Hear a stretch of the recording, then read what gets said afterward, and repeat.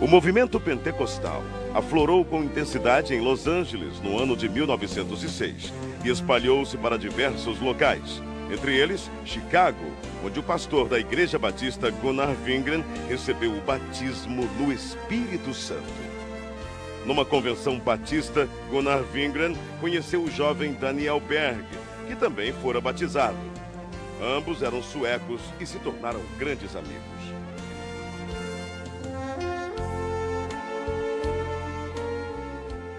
Mais tarde, em South Bend, durante uma reunião de oração, Gunnar Wingren relata aos presentes o que Deus lhes havia revelado. Brothers, the Lord has shown us that we must go to South America, to a place in Brazil called Pará. Neste porto, em 19 de novembro de 1910, o pastor Gunnar Wingren e o irmão Daniel Berg desembarcaram em terras brasileiras, como nos conta o presbítero Pedro Silva. Conforme a história dos antepassados, porque eu não assisti, que ainda não era nascido nesta época. Mas meus pais foram os primeiros crentes da Assembleia de Deus no Brasil. E eles conversavam em casa, contavam tudo direitinho. O navio atracou na escadinha no cais do porto. E eles saíram do navio com as suas maletas na mão. E sem destino, porque não conhecia nada e tampouco não conhecia a língua. Saíram em direção da Avenida Presidente Vargas. Ao chegar na Praça da República, sentaram em uns bancos de mármore que tinha lá naquela época, e ali ficaram pensando e orando em espírito para Deus enviá-lo o que eles poderiam fazer. Sem rumo, sem economias, numa terra de um povo completamente desconhecido.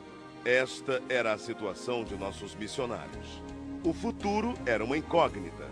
A única coisa de que tinham certeza era que o Espírito Santo de Deus estava com eles.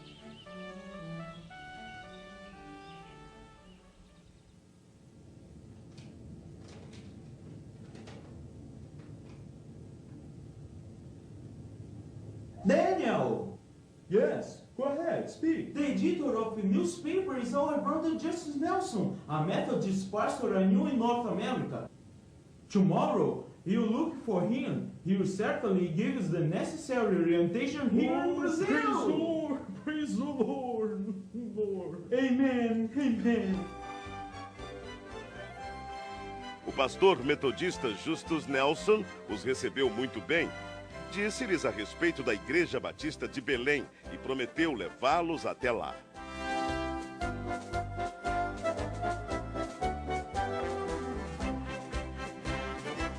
Na pequena Igreja Batista, os missionários conhecem o irmão Raimundo Nobre, líder do trabalho batista no Pará, que ofereceu-lhes abrigo nas dependências da igreja.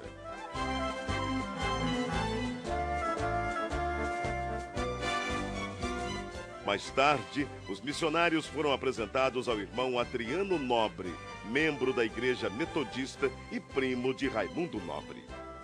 A convite do irmão Adriano Nobre, Berg e Wingren navegam pelo rio Tajaburu até chegarem ao local chamado Boca do Ipixuna, onde ficava a casa do irmão Adriano. Ali permaneceram por algum tempo, aprendendo a língua e os costumes do país em que passariam um bom tempo de suas vidas.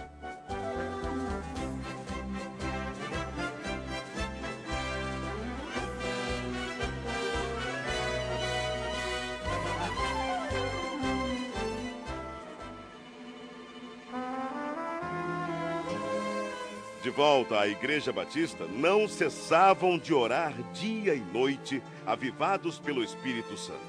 Isto causou inquietação em alguns membros, que os censuraram e os chamavam de fanáticos. Mesmo assim, os dois não se abalaram e continuaram orando e testificando sobre o batismo no Espírito Santo. Em 2 de junho de 1911, o Senhor batizou a primeira brasileira a crer nas promessas de Atos 2:39.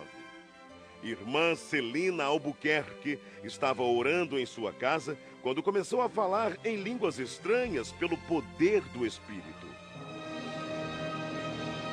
Irmãos, o que tem acontecido aqui, o que tem acontecido conosco, é maravilhoso.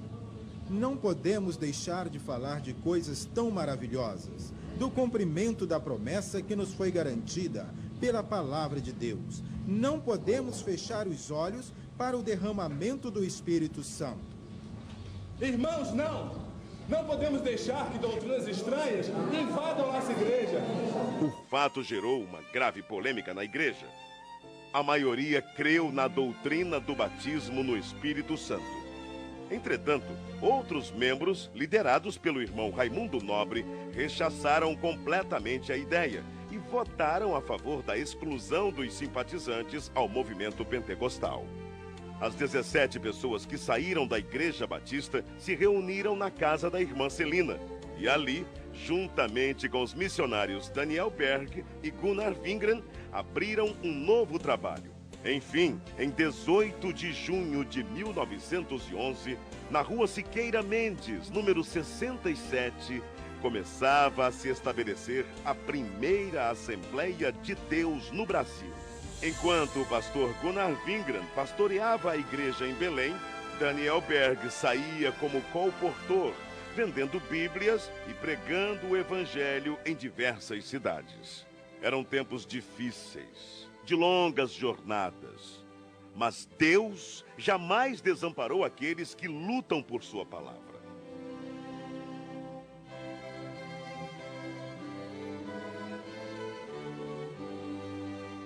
O desafio era muito grande, mas a obra de Deus crescia cada vez mais.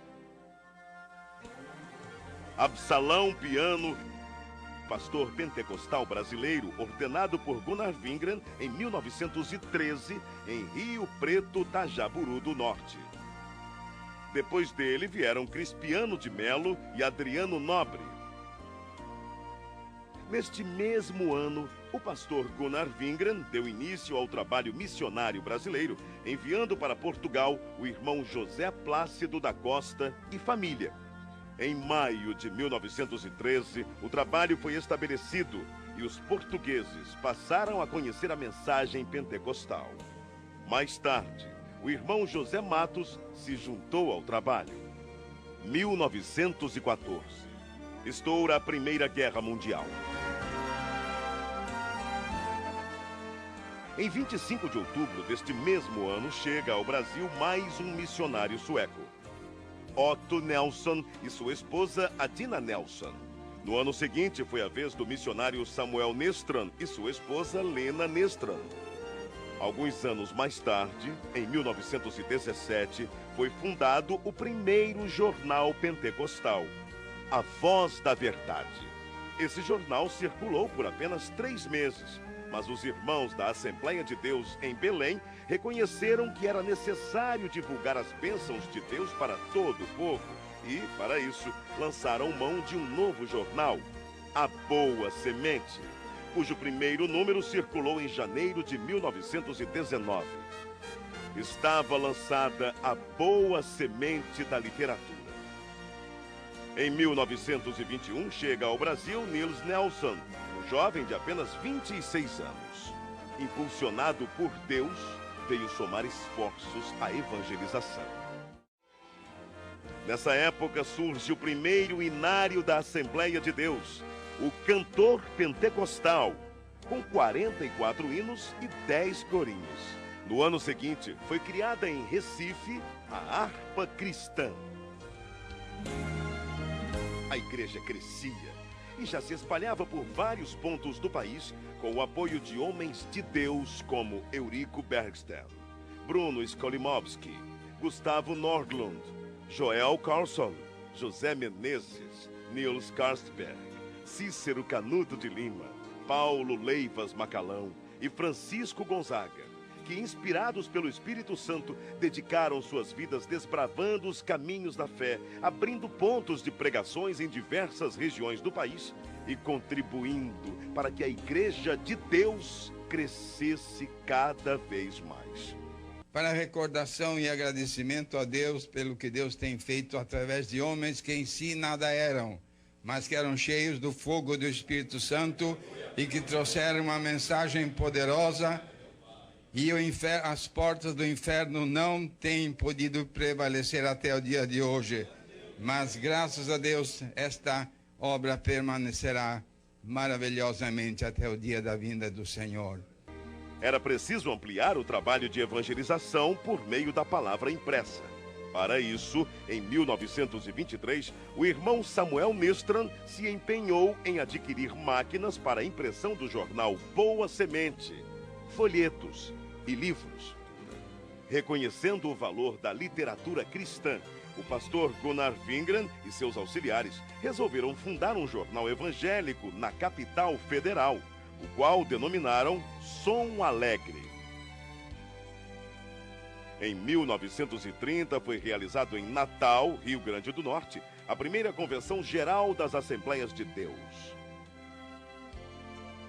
Com pesar, a igreja se despediu do pastor José Felinto, recolhido à glória durante a convenção. Na mesma assembleia foi decidido que os trabalhos do Brasil passariam a ser dirigidos pelos obreiros nacionais, com apoio dos missionários. Também foi decidido que os jornais Boa Semente e o Som Alegre se uniriam num só, formando um novo jornal que se tornou um órgão oficial das Assembleias de Deus do Brasil, o nosso Mensageiro da Paz. Durante a ditadura de Getúlio Vargas, foi criado um órgão controlador da imprensa, o Departamento Imprensa Propaganda. E todos os jornais deveriam ser registrados. O governo exigia que somente entidades jurídicas ou pessoas físicas, com os devidos títulos de propriedade, poderiam publicar jornais. Foi então que, para atender à imposição do governo, foi criada em março de 1940 a Casa Publicadora das Assembleias de Deus. Na verdade, a CPAD era formada pela redação do Mensageiro da Paz e teve vários endereços. Iniciou na Rua Figueira de Melo, número 232, ao lado da igreja. Depois passou para a Praça Marechal Deodoro, número 338, atual Campo de São Cristóvão. Em 1946, a CPAD passou a ser propriedade da Convenção Geral. Nessa época, deu-se início a uma campanha para a aquisição de uma propriedade onde funcionaria a gráfica do Mensageiro da Paz, que até então era editada em gráfica particular. Após vários meses, finalmente era lançada a pedra fundamental, a Rua Olindo de Melo, número 581, atual São Luís Gonzaga, 1951.